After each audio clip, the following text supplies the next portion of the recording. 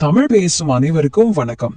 இன்னைக்கு நாம பார்க்க போற இந்த சிறப்பு தொகுப்புல முதலமைச்சர் திரு விஜய் அவங்களோட புதிய அரசு வெளியிட்டுள்ள மிக முக்கியமான நலத்திட்ட அறிவிப்புகள் மற்றும் அதுக்கான புதிய விதிமுறைகளை பத்தி தான் ரொம்ப விரிவா பார்க்க போறோம். ரேஷன் கார்டுல வந்திருக்கக்கூடிய புதிய கெடுபிடிகள் முதற்கொண்டு தமிழ்நாடே ரொம்ப ஆவலா எதிர்பார்த்துட்டு இருக்கிற மகளிர் உரிமை தொகை 2500 ரூபாய் வரைக்கும் பல முக்கியமான தகவல்களை நம்ம துல்லியமா அலச போறோம். இந்த தகவல்கள் எல்லாமே சாமானிய மக்களாகிய நாம நேரடியாக பயன்பெற வேண்டிய விஷயங்கள். அதனால அரசு திட்டங்களோட பின்னணி என்ன, நாம உடனடியா செய்ய வேண்டிய விஷயங்கள் என்னென்ன அப்படிங்கிறது தெளிவா தெரிஞ்சுக்கலாம். வாங்க செய்திகளுக்குள் விரிவாக போகலாம். இன்றைய முக்கிய தலைப்புகள்: 1. ரேஷன் கார்டு KYC விதிகள். 2. மகளிர் உரிமை தொகை அப்டேட். 3. மாணவர்களுக்கான கல்வி உதவி. 4. விவசாய மானியம் மற்றும் இலவச மின்சாரம். மற்றும் 5. அவசர நடவடிக்கைகளுக்கான முக்கிய சுருக்கம். முதல்ல ரேஷன் கார்டுக்கான புதிய மற்றும் கடுமையான விதிமுறைகளை பத்தி பார்க்கலாம். 3 கோடி. கொஞ்சம் யோசிச்சு பாருங்க. தமிழகத்துல இதுவரைக்கும் அரசு நடத்தின ஆய்வுகள்ல சுமார் 3 கோடி போலி ரேஷன் அட்டைகள் கண்டுபிடிக்கப்பட்டு உடனுக்குடன் நீக்கப்பட்டிருக்கு. இது சாதாரண நம்பர் கிடையாதுங்க, ஒரு மாபெரும் எண்ணிக்கை. இந்த மாதிரி முறைகேடுகளை முழுமையா தடுத்து அரசு கொடுக்கிற அரிசி, கோதுளை, சர்க்கரை மாதிரியான அத்தியாவசிய பொருட்கள் உண்மையான பயனாளிகளுக்கு மட்டுமே போய் சேரணும் அப்படிங்கிறதுக்காக அரசு இப்போ புதிய விதிமுறைகளை ரொம்ப தீவிரமா அமல்படுத்திட்டு வராங்க. நம்மளோட வரி பணம் வீணாவதை தடுக்கவும், தகுதியானவங்களுக்கு கரெக்டான நலத்திட்டங்கள் போய் சேரவும் இந்த மாபெரும் தூய்மைப்படுத்தும் நடவடிக்கை ரொம்பவே அவசியமா இருக்கு. நீங்க ரேஷன் கடையில பொருட்கள் வாங்குறவரா இருந்தா இத ரொம்ப கவனமா கேட்டுக்கோங்க. ரேஷன் கடைகள்ல இனி கட்டாயமா ஆதார் அடிப்படையிலான பயோமெட்ரிக் KYC அப்டேட் செய்தாகணும். கைரேகை மற்றும் கண்விழி ஸ்கேன் பதிவு செய்யப்படுவது இப்போ கட்டாயமாக்கப்பட்டிருக்கு. அது மட்டும் இல்லாம எந்த ஒரு முறைகேடும் நடக்காம இருக்க எல்லா ரேஷன் கடைகள்லயும் CCTV கேமராக்கள் பொருத்தப்பட போகுது. ஒரே நாடு ஒரே ரேஷன் கார்டு திட்டத்தின் மூலமா தமிழகம் முழுவதும் நீங்க எங்க வேணாலும் பொருட்கள் வாங்கலாம். ஆனா இங்க நீங்க கவனிக்க வேண்டிய மிக முக்கியமான விஷயம் என்ன, இந்த மாசத்துக்குள்ள நீங்க KYC அப்டேட் செய்யலன்னா உங்க ரேஷன் கார்டு ரத்து செய்யப்படுறதோட பொருட்களும் உடனே நிறுத்தப்படும். அதனால கண்டிப்பா அதை முடிச்சிடுங்க. அடுத்து எல்லாரும் ரொம்ப ஆவலா காத்துட்டு இருக்கிற மகளிர் உரிமை தொகை 2500 ரூபாய் பத்தின முக்கிய அப்டேட்ட பார்க்கலாம்.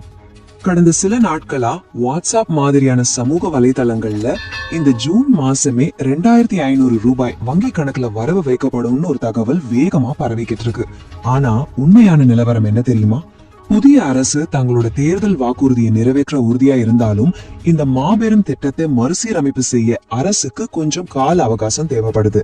அதனால இந்த மாசமும் வழக்கமா வழங்கப்படுற 1000 ரூபாய் மட்டுமே உங்க வங்கி கணக்குல வரவு வைக்கப்படும். சோ வதந்திகளை நம்ப வேண்டாம்னு அரசு தரப்புல ரொம்ப தெளிவா அறிவுறுத்தி இருக்காங்க. இந்த தாமதத்துக்கான பொருளாதார பின்னணியை நாம கொஞ்சம் தெளிவா புரிஞ்சுக்கணும். தற்போதைய நிலவரப்படி மாசம் 1000 ரூபாய் கொடுக்கறதுக்கே அரசுக்கு வருஷத்துக்கு சுமார் 15,600 கோடி ரூபாய் செலவாகுது. இதையே 2500 ரூபாயா உயர்த்தினா வருஷத்துக்கு 39,000 கோடி ரூபாய்க்கு மேல கூடுதல் செலவாகும். ஏற்கனவே நம்ம தமிழ்நாடு 10 லட்சம் கோடி ரூபாய் கடல்ல இருக்கிற நிலைமையில இது நிதித்துறையில ஒரு மிகப்பெரிய சவால் தான். அதனாலதான் மாநிலத்தோட உண்மையான நிதிநிலை குறித்து ஒரு விரிவான வெள்ளை அறிக்கை தயாரிக்க முதலமைச்சர் உத்தரவிட்டிருக்காரு. இந்த அறிக்கை வெளியான பிறகுதான் கூடுதல் நிதி ஒதுக்கீடு பத்தி ஒரு முறையான முடிவு எடுக்கப்படும். சரி, இந்த உரிமை தொகை எந்தெந்த ரேஷன் கார்டுகளுக்கு உறுதியா கிடைக்கும்? இதை நல்லா கவனிச்சுக்கோங்க. NPHH எனப்படும் முன்னுரிமையற்ற ரேஷன் அட்டை, PHH எனப்படும் முன்னுரிமை உள்ள ரேஷன் அட்டை மற்றும் மத்திய அரசின் AAY எனப்படும் அந்தியோதயா அன்ன யோஜனா, இந்த 3 வகையான கார்டு வச்சிருக்க குடும்ப தலைவிகளுக்கு மட்டுமே இந்த உதவித்தொகை தொடர்ந்து வழங்கப்படும். அதனால உடனே உங்க ரேஷன் கார்டு எடுத்து அதுல புகைப்படத்துக்கு கீழே இந்த குறியீடுகள் இருக்கான்னு செக் பண்ணிக்கோங்க. யாருக்கெல்லாம் கிடைக்கும் யாருக்கெல்லாம் கிடைக்காதுங்கிற தகுதி வரம்புகளை ரொம்ப தெளிவா வரையறுத்திருக்காங்க. 21 வயசுல இருந்து 60 வயசு வரைக்கும் உள்ள தகுதியான ரேஷன் கார்டு வச்சிருக்க பெண்கள் மட்டும்தான் இதுக்கு தகுதியானவங்க. மாநில மற்றும் ஒன்றிய அரசு ஊழியர்களுக்கு இதுல முற்றிலும் விலக்கு அளிக்கப்பட்டிருக்கு. இதுல ரொம்ப முக்கியமா கவனிக்க வேண்டியது 60 வயசுக்கு மேற்பட்ட மூதாட்டிகளுக்கு இந்த உரிமை தொகை கிடைக்காது. ஆனா கவலைப்பட வேண்டாம், அவங்களுக்கு முதியோர் ஓய்வூதிய திட்டத்தின் கீழ் மாசம் 3000 ரூபாய் கிடைக்கிற மாதிரி திட்டத்தை மாத்துறதுக்கான வேலைகள் நடந்துகிட்டு இருக்கு.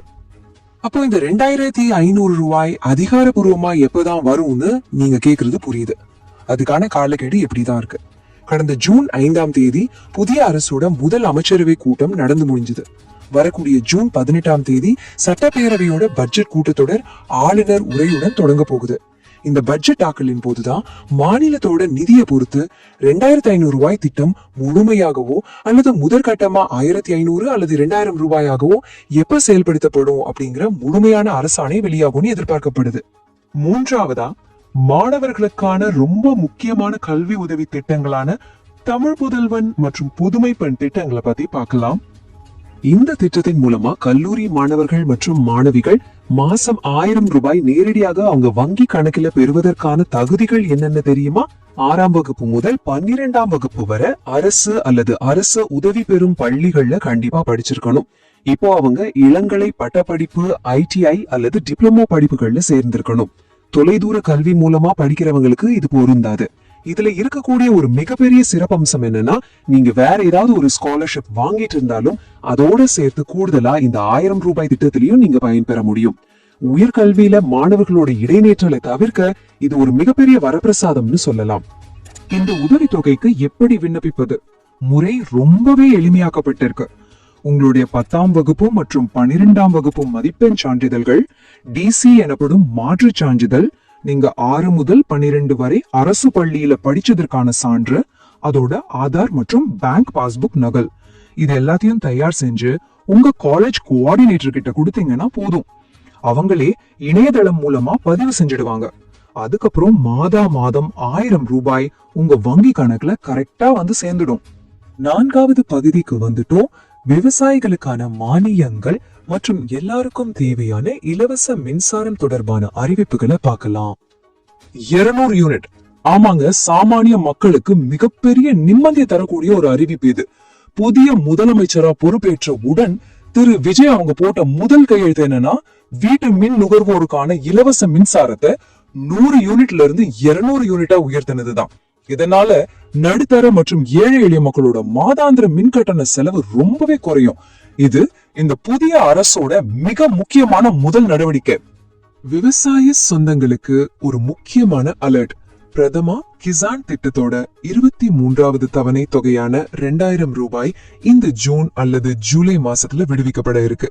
ஆனா நீங்க சில முக்கிய நிபந்தனைகளை பூர்த்தி செஞ்சா மட்டும்தான் அந்த பணம் உங்க அக்கௌண்ட்டுக்கு வரும். ஆன்லைன் மூலமா EKYC கண்டிப்பா முடிச்சிருக்கணும். வங்கி கணக்கோட ஆதார் அட்டையை இணைச்சிருக்கணும் மற்றும் உங்க நில சரிபார்ப்பை முழுமையா முடிச்சிருக்கணும். இத செய்யாத விவசாயிகளுக்கு அடுத்த தவணை கிடைக்காதுன்னு ரொம்ப தெளிவா சொல்லியிருக்காங்க. விவசாயிகளுக்காக இப்ப புதிதாக அறிவிக்கப்பட்டுள்ள சிறப்பு சலுகையை பார்ப்போம். குறுவை நெல் சாகுபடியை ஊக்குவிப்பதற்காக முதலமைச்சர் அறிவிச்சிருக்க சிறப்பு தொகுப்பு திட்டத்துல சிறப்பான நிதிகள் ஒதுக்கப்பட்டிருக்கு. டெல்டா மாவட்டங்களுக்கு 77.5 கோடி ரூபாயும், டெல்டா அல்லாத மாவட்டங்களுக்கு 57.33 கோடி ரூபாயும், ஒட்டுமொத்தமா 134.83 கோடி ரூபாய் மதிப்பீட்டுல இந்த குறுவை சிறப்பு தொகுப்பு திட்டம் விவசாயிகளோட நலனுக்காக செயல்படுத்தப்பட இருக்கு. இது உழவர்கள் எந்த தடையும் இல்லாம விவசாய பணிகளை தொடர ஒரு மிகப்பெரிய உதவியா இருக்கும். இறுதியா நீங்க உடனடியா செய்ய வேண்டிய முக்கியமான விஷயங்களோட சுருக்கத்தை பார்த்திடலாம். இது ஒரு செக்லிஸ்ட் மாதிரி வச்சுக்கோங்க. முதல் வேலை, உங்க ரேஷன் கார்டு ரத்து செய்யப்படுவதை தவிர்க்க இந்த மாச இறுதிக்குள்ள ரேஷன் கடையில கண்விழி மற்றும் கைரேகை பயோமெட்ரிக் KYC கட்டாயம் அப்டேட் பண்ணிடுங்க. இரண்டாவது, உரிமை தொகையை தொடர்ந்து வாங்க. உங்க கார்டுல AAY, PHH அல்லது NPHH குறியீடு இருக்கான்னு உறுதிப்படுத்திக்கோங்க. மூன்றாவது, விவசாயிகள் உடனே PM கிசான் EKYC முடிச்சிடுங்க. நான்காவது, கல்லூரி மாணவர்கள் உங்க கல்வி உதவி தொகைக்காக ஆவணங்களை காலேஜ்ல உடனே சப்மிட் பண்ணிடுங்க. இந்த மாதிரி ration card updates, government scheme news எல்லாம் தெரிஞ்சுக்க மறக்காம சப்ஸ்கிரைப் பண்ணி வச்சுக்கோங்க. இந்த வீடியோ பத்தி நீங்க என்ன நினைக்கிறீங்கன்னு கமெண்ட்ல சொல்லுங்க. இது உங்க ஃப்ரெண்ட்ஸ் அண்ட் ஃபேமிலிக்கும் ஷேர் பண்ணுங்க. வீடியோ பிடிச்சிருந்தா லைக் பண்ணுங்க. தமிழ் பேசும் அனைவருக்கும் நன்றி.